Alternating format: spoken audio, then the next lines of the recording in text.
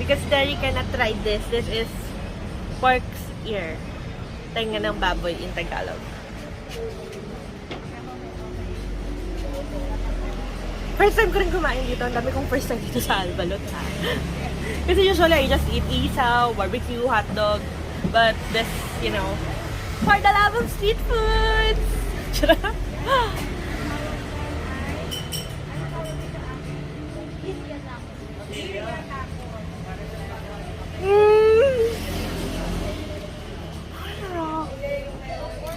Ang sarap!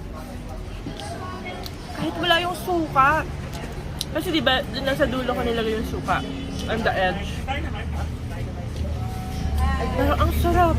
You'll never know talaga if the food is good until you try it. This one's so good. Kasi ako I don't try food talaga. Basta-basta. Like,